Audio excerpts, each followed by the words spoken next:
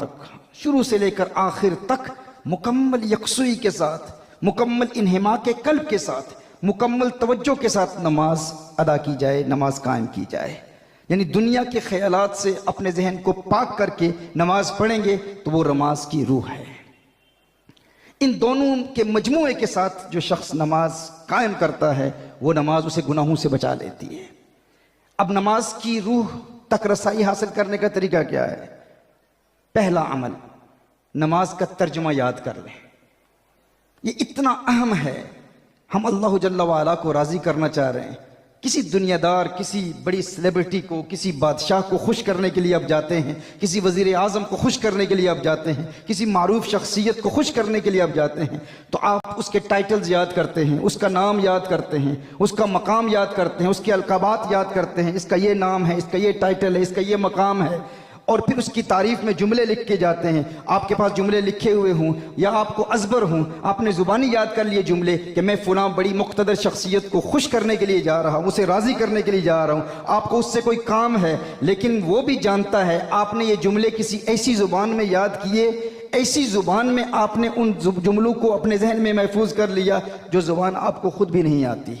तो क्या वो बादशाह मुतासिर होगा? वो खुश होगा? वो बड़ी शख्सियत खुश होगी? वो जानता है कि ये रटे रटाए जुमले हैं, ये कह तो रहा है लेकिन इसे खुद नहीं पता कि मैं क्या कह रहा हूं।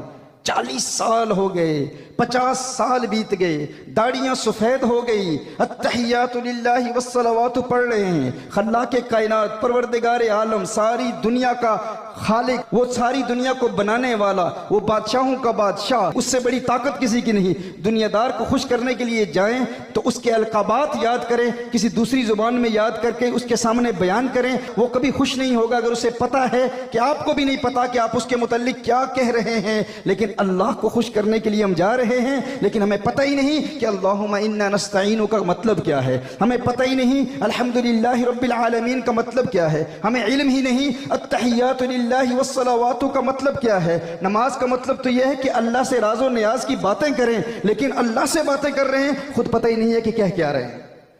इसके लिए कितना मुश्किल है। एक हफ्ते में हमें मुकम्मल नमाज का तर्जुमा याद हो सकता है अगर हम थोड़ी सी कोशिश करें। आज इस आस्ताना आलिया से ये पैगाम ले जाएं, अगर बरतानिया और अमेरिका के गोरे, अंग्रेज, गैर मुस्लिम मुसलमान होते हैं, एक हफ्ते में नमाज का तर्जुमा याद कर लेते हैं और फिर हमारे पास आते हैं, हमें कहते हैं यार फुला पाकिस्तानी मुसलमान, फुला हिंदुस्तानी मुसलमान, बांग्लादेशी मुसलमान, जो पैदाइशी मुसलमान है, सारी जिंदगी नमाज पढ़ता रहा और मैंने उससे नमाज का मतलब पूछा, उसे पता ही नहीं कि अल्लाह की बारगाह में क्या अर्ज कर रहा है। तो क्या ख्याल है आपका? कम से कम हमें इतना काम तो करना चाहिए ना। क्या आज हम इरादा करते हैं कि हम नमाज का तर्जुमा कम से कम सीख लेंगे? फिर देखें नमाज में कितना लुत्फ आएगा। ये पहला मरकजी पॉइंट है नमाज में तवज्जो हासिल करने के लिए कि जब आप नमाज पढ़ रहे होंगे तो जो अल्लाह की बारगाह में अर्ज कर रहे हैं ना, उस पर गौर करेंगे तो आपका दिल दुनिया के ख्यालात से पाक रहेगा। आपको इल्म होगा कि आप अल्लाह की बारगाह में क्या अर्ज कर रहे हैं। ये नहीं कि फिर फॉर्मेलिटी पूरी करने के लिए अल्हम्दुलिल्लाह रब्बिल आलमीन और रहमान रहीम, लेकिन पता ही नहीं है, इसलिए फिर दुनिया के ख्यालात आते हैं, आप दुनिया के मुतल्लिक सोचते हैं। लेकिन जब पता है कि अल्लाह की बारगाह में क्या पढ़ रहे हैं तो फिर अल्लाह ताला इन्हिमा के कल्ब अता फरमाता है, खुशू खुदू अता फरमाता है, यकसुई अता फरमाता है। ये पहला पॉइंट है। दूसरा पॉइंट, नमाज पढ़ने से कबल, ये आज हमने करना है, तर्जुमा तो आइंदा हफ्ता इंशाअल्लाह ताला आप याद करके आएंगे और नमाज कायम करेंगे इंशाअल्लाह। लेकिन एक काम आज करने का ये है कि नमाज पढ़ने से पहले अपने आप को इस बात पर आमादा करना कि ये मेरी जिंदगी की आखिरी नमाज है, ये आखिरी मौका है अल्लाह से राज़ो नियाज की बातें करने का। नबी करीम सल्लल्लाहु अलैहि वसल्लम की अहादीस की रोशनी में ये सारा कलाम पेश कर रहा हूँ। हुजूर अकरम सल्लल्लाहु अलैहि वसल्लम ने इरशाद फरमाया, जब भी नमाज पढ़ो तो यूं नमाज पढ़ो गोया कि तुम्हारी जिंदगी की आखिरी नमाज है।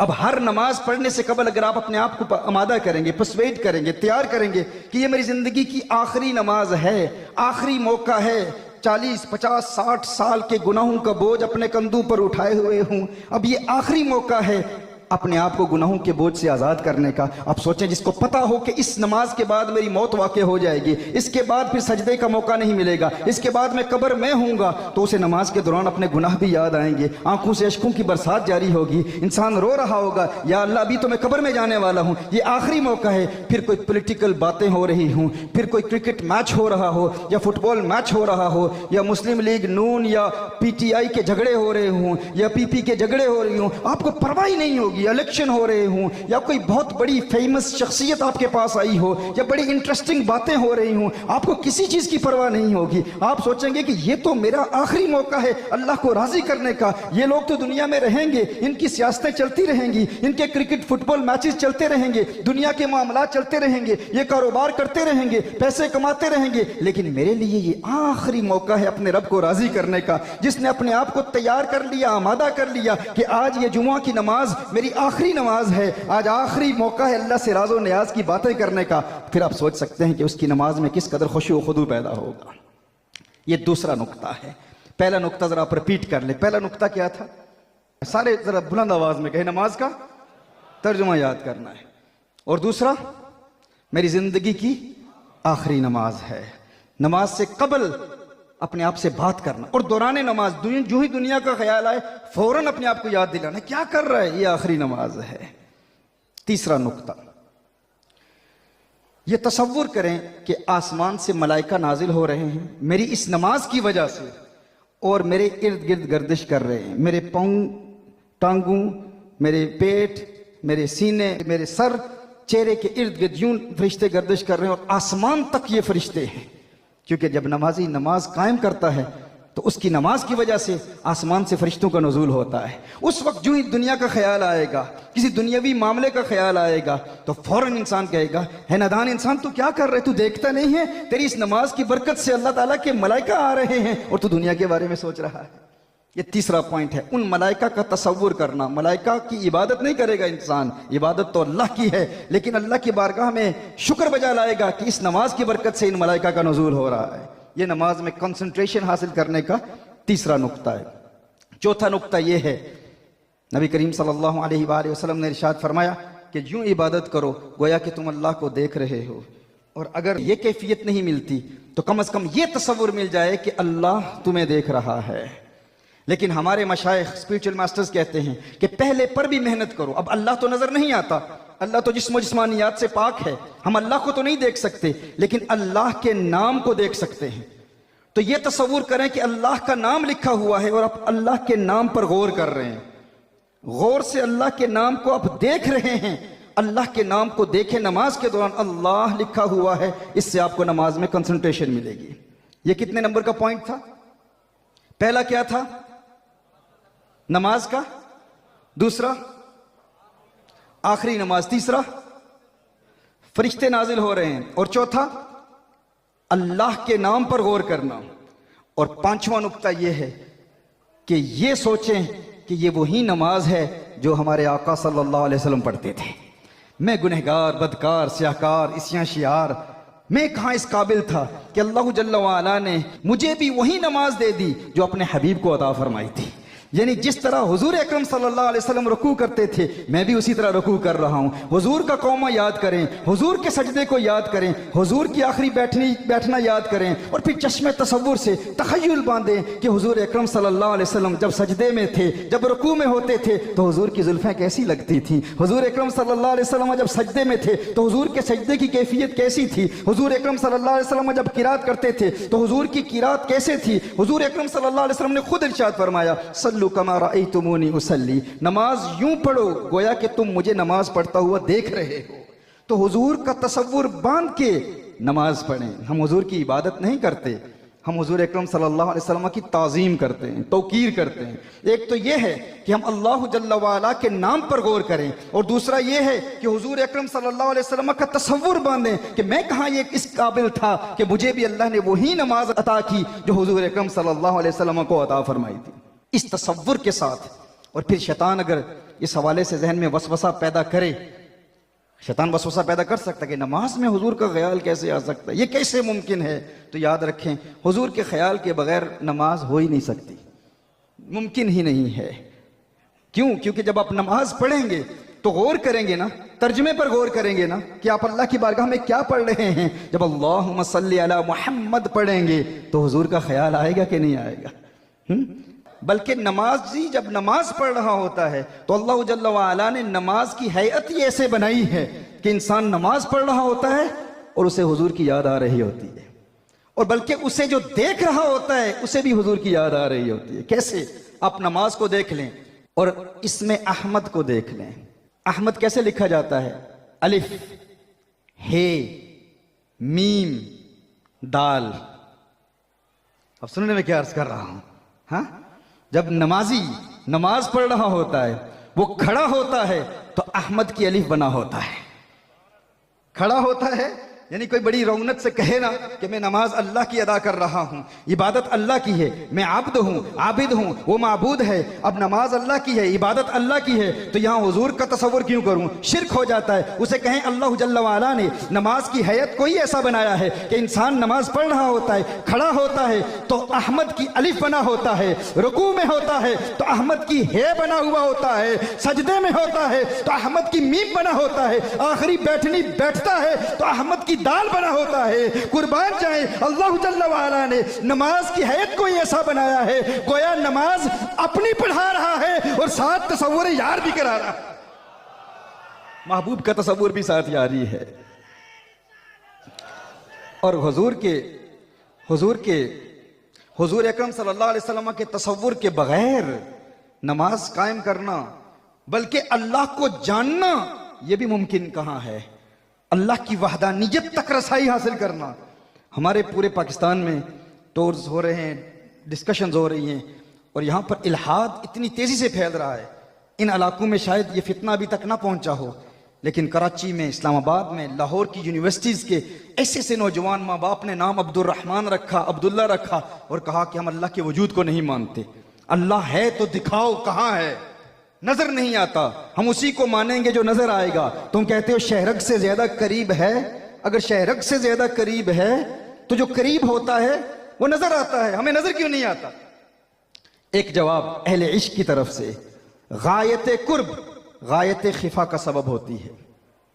ये जो मैंने कहा ना, एक तो है अल्लाह के नाम पर गौर करें, हाँ, और दूसरा ये है कि नबी करीम सल्लल्लाहु अलैहि वसल्लम का तसव्वुर बांध के नमाज पढ़ें तो नमाज से प्यार हो जाएगा, और नमाज को फिर नमाजी से प्यार हो जाएगा।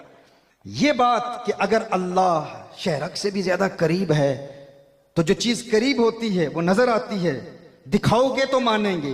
पहले एथियस्ट के साथ हमारा मुकाबला होता था बरतानिया में, मुल्हिदीन के साथ, अमेरिका में, यूरोपियन कंट्रीज में, लेकिन अब बहुत अफसोस होता है कि ये फितना यहाँ की यूनिवर्सिटीज और कॉलेजेस में इस तेजी से फैल रहा है कि पाकिस्तान में पैदा होने वाला नौजवान बड़ी रौनक और तकब्बुर से कहता है कि मैं अल्लाह को नहीं मानता, अलियाज़ु बिल्लाह। और फिर मिशनरीज यहाँ पर काम कर रही हैं, सीक्रेट सोसाइटीज बनी हुई हैं, वहां पर शैतान की पूजा की जा रही है। क्यों? क्योंकि हम हुजूर से दूर हो गए। कहा जाता है अगर अल्लाह है तो दिखाओ, तो एक कानून याद रखें, गायत कुर्ब गायत खिफा का सबब होती है। जो चीज इंसान से जितनी करीब हो ना, उतनी ही उसकी निगाहों से ओझल होती चली जाती है। मेरी ये उंगली में से देख रहा हूं, अब आंखों से दूर है तो नजर आ रही है, और करीब आई कम नजर आ रही है, अब और करीब आई अब नजर नहीं आ रही, यहां तो बिल्कुल नजर नहीं आ रही। यानी जो चीज इंसान से जितनी करीब होती है उतनी ही उसकी निगाहों से ओझल होती चली जाती है। जिस तरह इंसान की अपनी आंखें हैं, आंखें आपके माथे के साथ मुत्तसिल हैं। क्या आप अपनी आंखों को देख सकते हैं? क्या किसी ने अपनी आंखों को कभी देखा है? नहीं देखा। तो क्यों अपनी आंखों के वजूद को हम मानते हैं? अपनी आंखों से इंसान अपनी आंखों को नहीं देख सकता। क्या कभी किसी ने देखा है? नहीं देखा। तो आंखों के वजूद को क्यों मानते हो कि आंखें हैं? कहा हमने तो नहीं देखा, लेकिन किसी देखने वाले ने बताया तेरी आंखें हैं तो हमने मान लिया।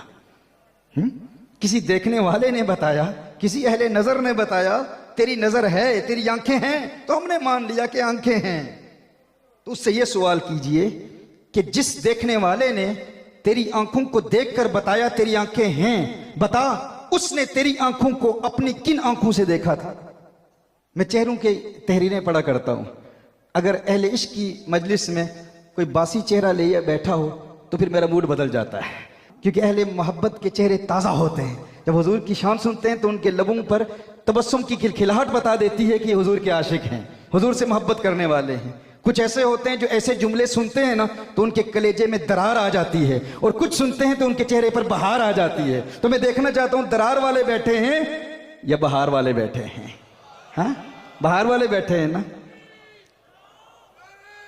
मैं अर्ज कर रहा था, गायत कुर्ब गायत खिफा का सबब होती है। जो चीज इंसान की आंखों से जितनी करीब होती चली जाती है उतनी ही उसकी निगाहों से ओझल होती चली जाती है, इंसान को नजर नहीं आती। आप अपनी आंखों को देख नहीं सकते, लेकिन आंखों के वजूद को क्यों मानते हो? कहा इसलिए मानते हैं कि किसी आंख वाले ने बताया है तेरी आंखें हैं, तो उससे भी पूछ लेते कि तू बता, जिस आंख वाले ने बताया तेरी आंखें हैं, उसने तेरी आंखों को अपनी किन आंखों से देखा? कहा उसने भी मेरी आंखों को अपनी उन आंखों से देखा जिन आंखों को उसने भी कभी नहीं देखा था।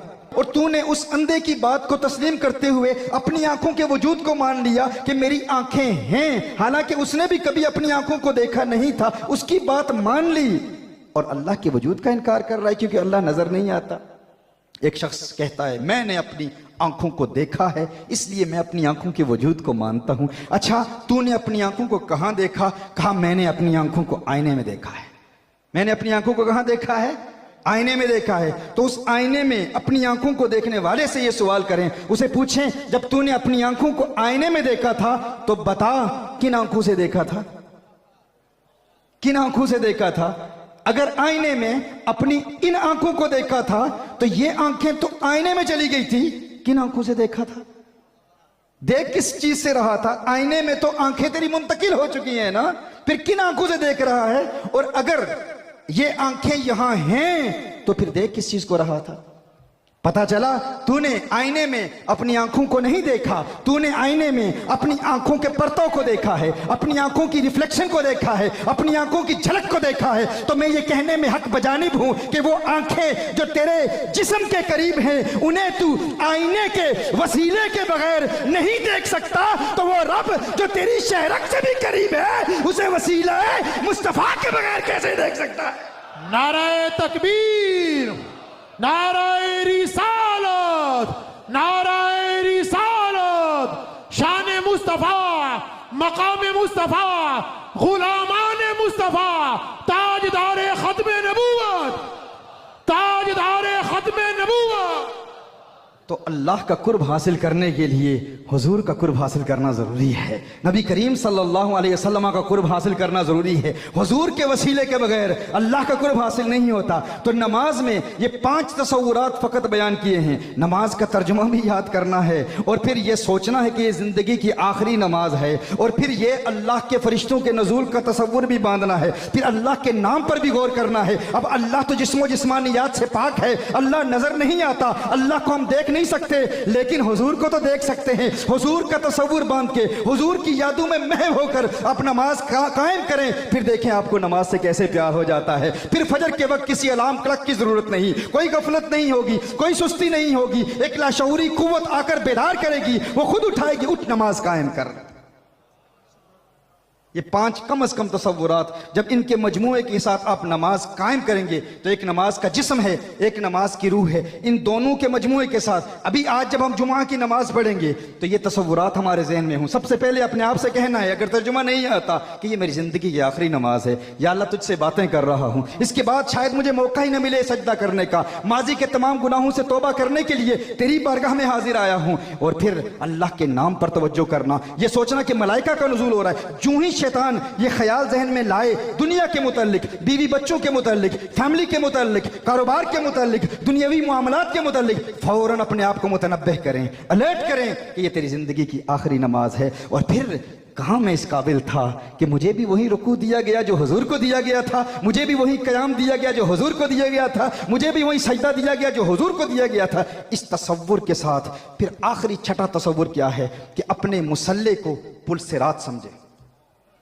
कि जिस मुसल्ले पे मैं खड़ा हूं ये सैयदना अश-शेख शिहाबुद्दीन सोहरवर्दी अलैहि रहमा की तालीमात हैं, मशाइख चिश्त अहले बहिश्त की भी यही तालीमात हैं, और सैयदना शेख अब्दुल कादिर जिलानी रहमहुल्लाह की तालीमात भी यही हैं। इन हिमाक के कल्ब के साथ मुकम्मल यकसुई के साथ नमाज कायम करने का अगर हम तरीका सीख लें तो फिर ये नमाज खुद हमारी मुहाफिज बन जाएगी, हमें प्रोटेक्शन देगी।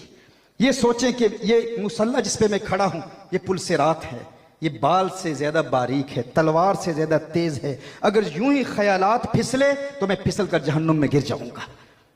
मेरे सर के ऊपर मलकुल मौत हैं, आगे काबतुल्लाह का दरवाजा है, काबतुल्लाह के दरवाजे पर गौर करें। और एक वक्त आता है कि इंसान को मारिफत के दरवाजे खुलते हुए नजर आना शुरू हो जाते हैं। इब्तिदा बिगिनर्स के लिए इब्तिदा काबतुल्लाह के दरवाजे से करें।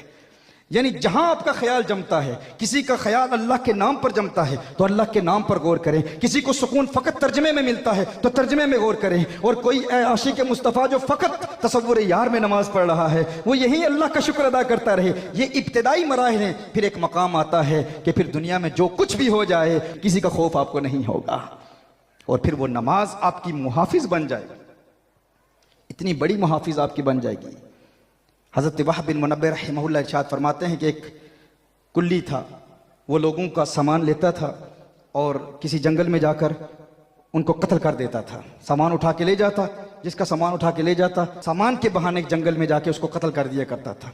एक अल्लाह वाले का सामान उठाया, उसे जंगल में ले गया साथ, और उसने देखा वहां पर लाशें पड़ी हुई हैं। उसने कहा तू जानता है मैं जिसका सामान उठाता हूं उसका सामान लूटता हूं और फिर उसको कत्ल कर देता हूं। उस अल्लाह वाले ने कहा तू मेरा सामान ले जा और मेरी जान बख्श दे। उसने कहा नहीं मैं कत्ल करता हूं। ये उन लोगों के लिए जो कहते हैं कि नमाज गुनाहों से क्यों नहीं बचाती, क्योंकि हम सारी जिंदगी अदा करने वाले रहे, हम कायम करने वाले नहीं बने।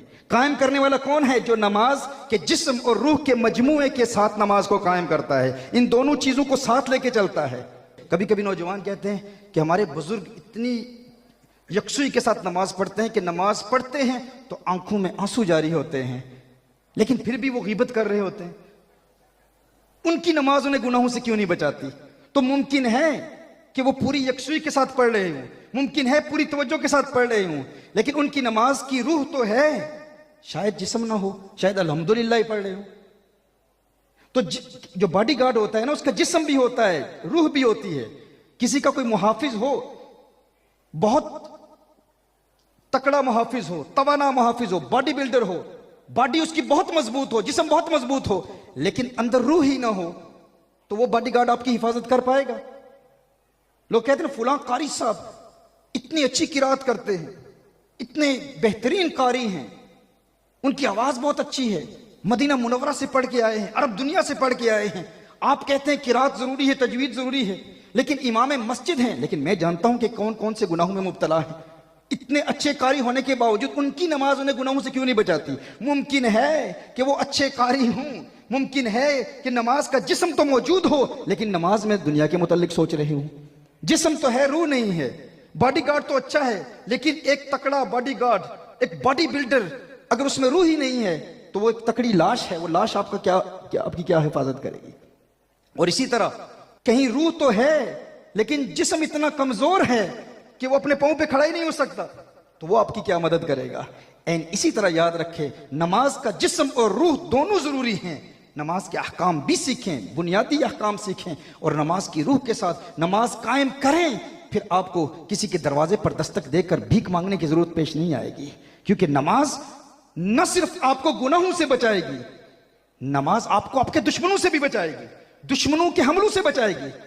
फिर आप मुस्तगनी हो जाएंगे, आपको किसी की जरूरत नहीं पेश आएगी, किसी के दरवाजे पे दस्तक देने की जरूरत पेश नहीं आएगी। आपकी नमाज आपकी खुद मुहाफिज बन जाएगी, लेकिन नमाज कायम करने वाले बने। तो वो कुल्ली उस शख्स को ले गया, उसने कहा मैं तो तुझे कत्ल करूंगा, सामान भी लूटूंगा, तुझे कत्ल करूंगा। उसने कहा ठीक है, फिर मुझे 2 रकअत पढ़ने दे, मैं नमाज कायम करने वाला हूं। उसने कहा ठीक है, तू नमाज पढ़ ले। उसने अल्लाह अकबर पढ़ा, नमाज शुरू की, अल्हम्दुलिल्लाह रब्बिल आलमीन। अभी वो पढ़ ही रहा था पूरी यकसुई के साथ, पूरी तवज्जो के साथ, क्योंकि उसने अपने आप को कायल कर लिया था, आमादा कर लिया था इस बात पर कि ये तो मेरी जिंदगी की आखिरी नमाज है। क्योंकि हर वो बंदा जो अपने आप को इस हवाले से कायल कर लेता है, हर नमाज में जब वो सजदा करता है कि ये मेरी आखिरी नमाज है, जब इस तवज्जो से उसने नमाज पढ़ी तो आसमान से एक रूहानी मखलूक आई, घोड़े पर सवार है, नूर की तरह रोशनी चमक रही है, तलवार उसके हाथ में है, तलवार से उस कातिल को वो कत्ल करता है। ये नमाज पढ़ के मुकम्मल करता है, अस्सलामु अलैकुम रहमतुल्लाह, अस्सलामु अलैकुम रहमतुल्लाह। देखता है वो कुल्ली जो कातिल था, इसे मारना चाह रहा था, उसको देखता है कि वो मुर्दा पड़ा है, और उस नूरानी रूहानी मखलूक के पास जाता है, तू कौन है? उसने कहा कि मैं तेरी नमाज की जिस्मानी शक्ल हूं, अल्लाह ने मुझे तेरी हिफाजत के लिए इस नमाज की बरकत से मुकर्रर किया हुआ है, ताकि जब भी कोई दुश्मन तुझ पर हमला करेगा मैं तेरी हिफाजत करूंगा। ये वो बॉडीगार्ड है नमाज। हाँ, दर दर दिए दुर दुर नालूं, दुर बन जा एक दरदा। नहीं, पंजाबी नहीं आती, ठीक है, मैं उर्दू में ही जारी रखूं, चूंकि मैं इस वक्त लखनऊ में बैठा हुआ हूं ना, लखनऊ में मैं बयान कर रहा हूं, तो पंजाबी तो सुनने वाले समझने वाले हैं ही नहीं यहाँ पर। हाँ, सुभान अल्लाह, सुभान अल्लाह, सुनने वाले। अच्छा अच्छा, दर दर दिए दुर दुर नालूं। पंजाबी मेरी पहली जुबान नहीं है, बल्कि उर्दू भी मेरी पहली जुबान नहीं है। उर्दू भी मेरी सीखी हुई जुबान है, पंजाबी भी मेरी सीखी हुई जुबान है। यानी बरतानिया में सारी जिंदगी मेरी गुजरी, तो पहली जुबान जिस जुबान में हमने पढ़ा, स्कूल गए, कॉलेज गए, यूनिवर्सिटी, वो इंग्लिश है। लेकिन आपकी तबीयतों की ज़ियाफत के लिए मैं कुछ अशार पेश कर रहा हूं। तो दर दर की ठोकरें खाने वाला, कभी उसके दरवाजे पर दस्तक दी, कभी उससे मदद मांगी, कभी किसने अपने दरवाजे से धुतकारा, धक्के दिए, जा तू मंगता है, भिखारी है, गरीब है, मुफलिस है, नादार है। कहा नमाज से प्यार कर लो, नमाज को अपना मुहाफिज बना लो, फिर दर दर की ठोकरें खाने की जरूरत नहीं पेश आएगी। दर दर दिए दुर दुर नालूं, दुर बन जा एक दरदा, चव्वल कुत्ता क्यों खवेंदा है, दुर बन वक्ता वर्दा। सुभान। एक बारगाह से वाबस्ता हो जाता है, फिर उसे दर दर की दुर दुर से आजादी मिल जाती है, क्योंकि वो एक दर का दुर बन जाता है। दुर कहते हैं मोती को, एक दर का दुर बन जाता है। लेकिन ये बात उसे ही समझ आएगी जो फकत फजाइल और जो शीले खिताब सुनने के आदी हूं कि फकत औलिया अल्लाह की करामतें ही बयान की जाएं, उन्हें ये बात समझ नहीं आएगी कि मिजाज यही बन गया है ना। लेकिन ये डोडा शरीफ का आस्ताना है, यहाँ रूहानी तरबियत भी होती है। यहाँ बुजुर्ग पर्दा फरमा जाएं तो फिर भी अपने मुरीदों को ऐसा तैयार करते हैं कि वो चले भी जाएं, उनका रूहानी फैजान ऐसा होता है कि फिर पूरी दुनिया में हुफाज तैयार होते हैं, उलमा तैयार होते हैं। वहां समझ नहीं आएगी जहां पर दीन का इल्म नहीं है, जहां दीन के अहकाम नहीं है, जब शरीयत के अहकाम ना हो। लेकिन ये तो मैं अहले फहम से बात कर रहा हूं, मगर न वहां तो मूर्ख नु की पंद नसीहत, पत्थर नु की पाला, दुद्धा अंदर काग नोहा ये अंत काले दा काला। दूध के अंदर कव्वे को इस नीयत से डाल दें कि उसका रंग बदल जाएगा, वो तो काले का काला ही रहेगा, वो नहीं बदलेगा। लेकिन वो जो अहले दिल की महफिल में आता है, अहले नजर की महफिल में आता है, वो न सिर्फ सीखता है, न सिर्फ सुनता है, बल्कि अमल करने के इरादा करके यहां से उठेगा कि आज हम नमाज जुमा पढ़ेंगे तो इस तवज्जो से पढ़ेंगे, इस यकसुई से पढ़ेंगे, और इंशाअल्लाह फिर नमाज से हमें प्यार हो जाएगा। और यही वो नमाज का प्यार है जो इंसान को फिर तकवा की राहों पर गामजन करता है। नमाज इंसान को मुत्तकी बनाती है, नमाज इंसान की हिफाजत करती है। अल्लाह ने इरशाद फरमाया, ए ईमान वालो तकवा इख्तियार करो और अल्लाह वालों की संगत इख्तियार करो, वकूनु मास्सादिकीन। तकवा का सिला अरबी जुबान में अगर अल्लाह हो तो इसका मतलब होता है डरना, और अगर गैरुल्लाह हो तो इसका मतलब है बचना। यानी अगर कहा जाए ना अल्लाह का तकवा इख्तियार करो तो इसका मतलब होता है अल्लाह से डरो, और अगर इसका सिला गैरुल्लाह हो, अल्लाह का गैर हो, तो इसका मतलब है बचो। अल्लाह से डरो और गैरुल्लाह से बचो। अल्लाह से डरना तकवा है और गैरुल्लाह से बचना तकवा है। लेकिन इसके फौरन बाद अल्लाह इरशाद फरमाता है वकूनु मास्सादिकीन, और अल्लाह वालों का कुर्ब इख्तियार कर लो। अल्लाह खुद फरमा रहा है कि अल्लाह से डरो और गैरों से बचो, और फिर खुद फरमा रहा है सादिकीन का कुर्ब इख्तियार करो, अल्लाह के वलियों का कुर्ब इख्तियार करो। तो यहां तारुज नहीं है, कंट्रडिक्शन नहीं है। जाहिरी तौर पर तो तारुज लग रहा है। अगर कोई कुरान का तालिब इल्म कुरान करीम की दीगर आयात की रोशनी में इस नतीजे पर पहुंचे कि तकवा कहते ही इसे हैं अल्लाह से डरो गैरों से बचो, फिर अल्लाह फरमा रहा है कि मेरे वलियों का कुर्ब इख्तियार करो, तो क्या वली ये अल्लाह है? अल्लाह नहीं है। अगरचे ये अल्लाह नहीं है, अल्लाह के बंदे हैं, अल्लाह माबूद है, वो खालिक है, ये मखलूक हैं, ये अल्लाह तो नहीं, ये अल्लाह के बंदे हैं, अल्लाह के इबाद हैं। लेकिन ये वो गैर नहीं जो अल्लाह की गुस्ताखी करते हैं, अल्लाह के महबूब की गुस्ताखी करते हैं। गैरुल्लाह और होते हैं, औलियाउल्लाह और होते हैं। ये अल्लाह के प्यारे हैं, इनका कुर्ब इख्तियार करो। इनका कुर्ब तुम्हें फिर तकवा की राहों पर गामजन करेगा, तकवा पर इस्तिकामत अता फरमाएगा, ईमान पर इस्तिकामत अता फरमाएगा। तो एक तो यह है कि नमाज का प्यार, और फिर नमाज पढ़नी है तो अल्लाह वालों के करीब रह के पढ़नी है, अल्लाह वालों का कुर्ब इख्तियार करके पढ़नी है। इसका फायदा क्या होगा? अल्लाह जल्ला वाला आपको तकवा में इस्तिकामत देगा, और यही वो मुत्तकी हैं। देखें अल्लाह कुरान में इरशाद फरमाता है, ये आया हमने बार बार पढ़ी ना, अला इन्ना औलिया अल्लाह ला खौफुन अलैहिम वला हुम यहज़नून।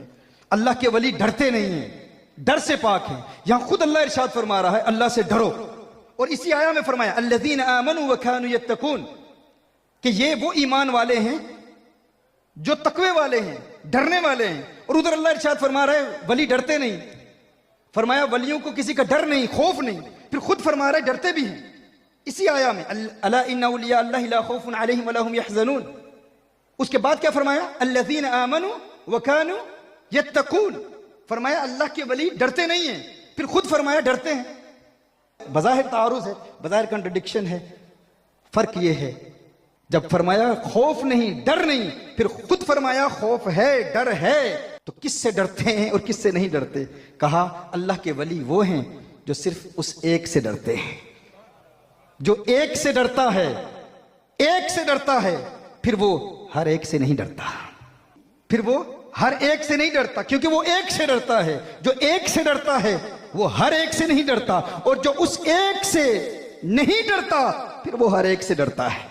कभी सियासतदानों से डरता है, कभी मुक्तदर लोगों से डरता है, कभी मालदारों से डरता है, कभी बदनामी से डरता है, फुला मुझे बदनाम कर देगा तो क्या होगा, कभी फेलियर से डरता है, अगर मैं अमली जिंदगी में नाकाम हो गया तो क्या होगा, अगर मैं कारोबारी जिंदगी में नाकाम हो गया तो दुनिया कहेंगे ये तो नाकाम इंसान है, इसने जिंदगी में कुछ कामयाबी हासिल ही नहीं की। हर वक्त डरता रहता है, परेशान रहता है। क्यों? क्योंकि वो अल्लाह से नहीं डरता। जो रब से डरता है वो सबसे नहीं डरता, और जो रब से नहीं डरता फिर वो सबसे डरता है। अला इन्ना औलिया अल्लाह ला खौफुन अलैहिम वला हुम यहज़नून। फिर उन्हें किसी की परवाह नहीं होती, किसी का डर नहीं होता, क्योंकि वो अल्लाह के प्यारों की संगत में, उनके कुर्ब में रहकर नमाजें कायम करते हैं, तकवे में इस्तिकामत मिलती है। फिर अल्लाह जल्ला वाला उनके दुश्मनों को खुद तबाह करता है, क्योंकि फिर वो परेशान नहीं होते, उन्हें किसी चीज की परेशानी ही नहीं होती, किसी चीज का डर ही नहीं होता, किसी चीज का गम ही नहीं होता, क्योंकि वो जानते हैं कि अब हमारे दुश्मन सिर्फ हमारे दुश्मन नहीं, अब वो अल्लाह के दुश्मन भी हैं। बगदाद के एक फकीर का वाकया बड़ा मशहूर है। बगदाद की गली में उसका गुजर हुआ तो देखा कि एक हलवाई ने उस फकीर को बुलाया और कहा कि आ तुझे दूध पिलाता हूं। तो हलवाई ने उसे दूध पिलाया। दूध पीकर अल्लाह का शुक्र अदा किया।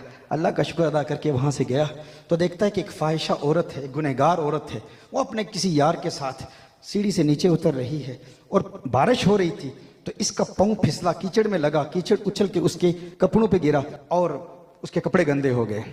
अब उसका महबूब वहाँ खड़ा था, उसे गुस्सा आया। उसने कहा फकीर तू पागल है, देखता नहीं किस कदर महंगे कपड़े हैं, तूने मेरी इस महबूबा के कपड़े गंदे कर दिए। उसने उसे थप्पड़ मारा। ये फकीर था, अल्लाह वाला था, वहां से गुजरा, आसमान की तरफ देखता है, देख के कहता है अल्लाह तेरी शाने भी अजीम हैं, तेरी शाने भी अजीब हैं। कभी हलवाइयों से दूध पिलाता है और कभी इन लोगों से थप्पड़ पड़ते हैं, कभी दूध पीता हूं। या अल्लाह तेरी शाने भी अजीब हैं, तू भी अजीम शानों वाला है। उसका ये कहना था कि वो औरत जो सीढ़ियों से नीचे आ रही थी उसका पाँव फिसला, सर दीवार पर लगा और उसकी मौत वाक़ हो गई। जब मौत वाक़ होगी तो बगदाद की गली के वहां पर कुछ और लोग भी थे, उन्होंने कहा ये फकीर अजीब लोग होते हैं, इतना तहम्मुल नहीं, इतना सब्र नहीं। जरा सी मार पड़ी तो गुस्से में आ गया, जलाल में आ गया और इसको बद्दुआ दे दी, फौरन बद्दुआ दे दी कि इसकी मौत वाक़ हो गई। उससे गिला किया, कहा फकीरों में तो बड़ा जब्त होता है, बड़ा तहम्मुल होता है, बड़ी वसअत होती है, उनका कल्ब बड़ा वसी होता है, इतनी बात भी बर्दाश्त नहीं कर सका। फकीर तो बर्दाश्त वाले होते हैं, तहम्मुल वाले होते हैं, बद्दुआ दे दी। उसने कहा मैंने तो किसी को बद्दुआ नहीं दी, मैंने कहां बद्दुआ दी है। कहा तूने बद्दुआ दी है, तेरी बद्दुआ से तो उसकी मौत वाक़ होगी, हम जानते हैं तू फकीर है, तू जो कहता है हो जाता है, तो तूने बद्दुआ दी। उसने कहा मैंने बद्दुआ नहीं दी। उसने कहा तो फिर वो मौत उसकी क्यों वाक़ हुई, उसका पाँव क्यों फिसला, वो क्यों गिरी। उसने कहा असल तुमने मसला समझा नहीं है, मसला ये है कि ये हमारा झगड़ा नहीं है, ये लड़ाइयाँ महबूबों की है, ये यारों के झगड़े हैं, हमारा झगड़ा नहीं है। कहा महबूबों का झगड़ा कैसे, यारों के झगड़े कैसे। उसने कहा हुआ यूं कि मेरा पाँव फिसला, मेरे पाँव के फिसलने की वजह से उस औरत के कपड़े गंदे हुए, वो उसकी महबूबा थी, वो उसका महबूब था, मैंने उसकी महबूबा को नाराज किया तो उसका महबूब मुझसे नाराज हुआ, और जब उसका महबूब मुझसे नाराज हुआ ना, उसे मुझे मारा तो फिर मेरा महबूब भी नाराज हो गया। उसका भी महबूब है, मेरा भी महबूब है, उसने मुझे मारा, मेरे महबूब ने उसको मारा, तो ये यारों के झगड़े हैं, इसमें मेरा क्या ताल्लुक है, मैंने तो कोई बद्दुआ नहीं दी। ला खौफुन अलैहिम वला हुम यहज़नून, उन्हें खौफ नहीं होता, डर नहीं होता, क्योंकि वो जानते हैं, उन्हें इस बात का इत्तेकाद होता है, उन्हें इस बात का यकीन होता है कि अब अल्लाह से हमें प्यार हो गया है, अब जो हमारा दुश्मन है वो हमारा दुश्मन ही नहीं। मन आद अली वलियन फक़द आज़नतुहु बिल हर्ब, जो मेरे वलियों से दुश्मनी रखता है, अल्लाह इरशाद फरमाता है मैं उसके खिलाफ ऐलान जंग करता हूं। तो एक तो तकवा इख्तियार करना है, फिर तकवे पर इस्तिकामत हासिल करने के लिए फिर हमने क्या काम करना है? अल्लाह के वलियों का कुर्ब हासिल करना है। इनके कुर्ब से हम